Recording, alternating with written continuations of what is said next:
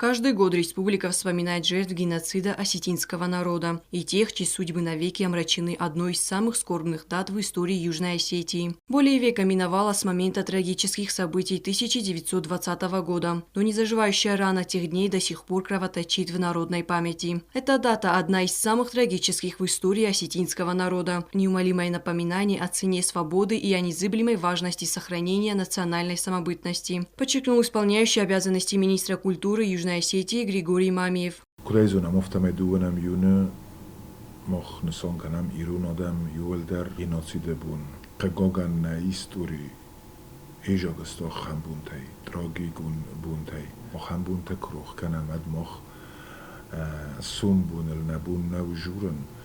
Kurekden şemey Adem kemen blankana yabun kemanu uduniler sewi ama yuma рамеса муше магурта ama ашибун. Григорий Мамиев рассказал о программе памятных акций. По его словам, главная цель этих мероприятий – сохранить историческую память и передать ее следующим поколениям.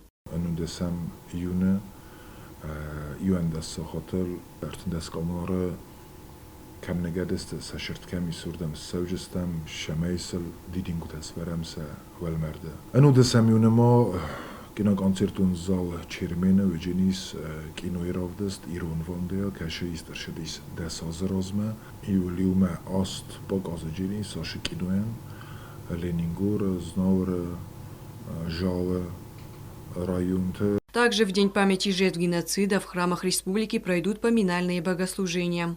Dönem юнита duodes sahatel Eugenis общая национальная минута молчания Вефестета Eugenis поминальный звон в храмах республики и поминальное богослужение по жертвам геноцида осетинского народа.